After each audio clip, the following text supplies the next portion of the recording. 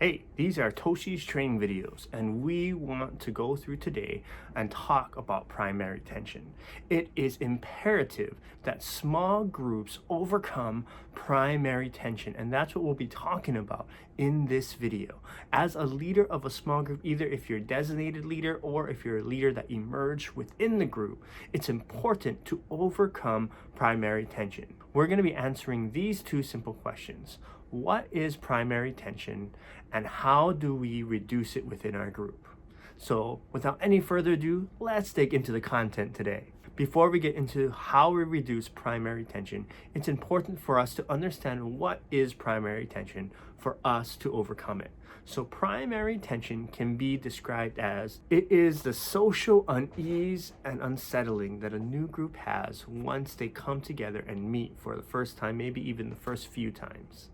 And it is imperative and essential that a group leader leads this group through primary tension so that they can get over the awkwardness and the unease and get the job done, whatever they're trying to communicate within the group. And primary tension, it can be a distinct barrier to good communication within the group because if the group is stuck in primary tension, they don't know how to interact with each other, then it's really hard to get concise, precise communication between each group members. And that's why we're going to be talking about today how to reduce primary tension. I'm going to give you a few different strategies, a few guiding guidelines that you can do in order to reduce this within your group. So one of the great things you can do in order to reduce primary tension, it's simple. Just pay attention to it. Direct some part of the group in the beginning, some part of the communication within the group to that primary tension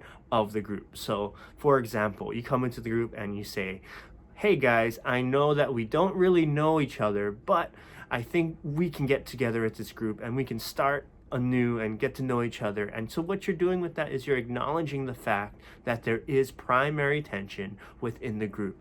And just by that acknowledgement of the primary tension, you can start to move past it, start to get a greater understanding of each group member and start to just focus on the task versus the unease of socialness going on around in that group. Now, this is for a designated leader. If you know you're the leader of a small group before the small group meet, something that I love to do is I actually love to go and meet one-on-one with the small group. This works best if you have like 4 or 5 in the group. You know your meeting is next week. And what do? I go and I meet one-on-one with each of the group members, get to know them a little bit, especially if I have not met them before or worked with them before. I'll go ahead and just get to know their name, their favorite color, all those things beforehand. So when the group first meets, I am actually a connection to each of the group members and I can start, hey, did you know Susie loves to shop just like Jesse? You guys should get together. Your guys' favorite store is Ross. Why don't you guys talk about it a little bit? And what does that do? It breaks the tension even before the meeting begins. And you can already have in your mind, how can I connect people within the group in order to alleviate and reduce primary tension? If you know you're that designated leader, you can have these one-on-one meetings prior to the group meeting up. And what will that do? It will build relationship even before the meeting begins. So once you meet up, you're paying some direct attention to it. Maybe you've even met with a couple of the members of the group beforehand. Something that I love to do before meetings is start with a warm-up. And what does that mean? Start with an icebreaker. Especially if none of you worked with each other before, maybe you didn't even go and do those one-on-ones like I said, it's important that you start with an icebreaker or start with a warm-up that can get people talking, engaging, and it doesn't even have to be about the task at hand. It could be about something super random or just like a get-to-know-you type of thing. Here are some examples that you can do even within your small group right now to alleviate some of this primary tension. And with each of these strategies, all it is trying to exchange information from one person to another and build that trust and relationship.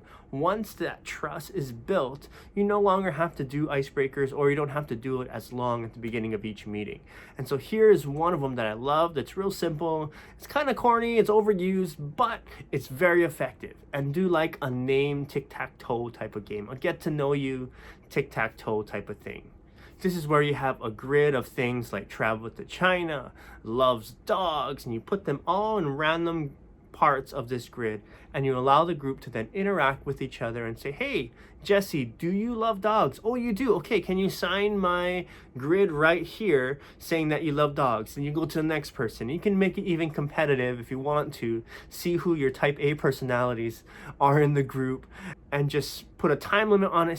See how many names you can get people to sign different things within 5 minutes. And that's all it takes, 5 minutes to get that ice breaking. And I'm sure after this effective but simple game, I'm sure that people will start to talk about, oh, I didn't know you love dogs. I love dogs too. Oh my God, I have a Jack Russell Terrier. Oh no, I have a Doberman. And all that kind of thing. And that's the kind of talking that you want to have within your group to alleviate and reduce primary tension. Another great thing that you can do to kind of get that warm up going for people to get to know each other is just go around the room and ask them on a scale of 1 to 10, how is your day going? I do this all the time with small groups, and it's super simple but very effective. Doesn't take too long, and they just rate their day and say 0 to 10. Where are you right now? How great is your day? How bad is your day? 0, the worst day ever. 10 being the best day ever, or 5, just a normal day. And you kind of go around and see where everybody's at, and you'll start to figure out who likes to talk more, who doesn't like to talk more. But the end result is that you start to alleviate and reduce that primary tension. Another thing that as a group leader you want to look out for is you want to prevent silence. Now, we've all been in those meetings, we've all been in these conversations where there's just this awkward silence. And the silence can be for 5 seconds, 10 seconds, whatever it may be. So something that you can do to alleviate this silence is something really fun. You put in the middle of the table, wherever you're sitting, or maybe multiple buttons, and say, awkward silence on that button.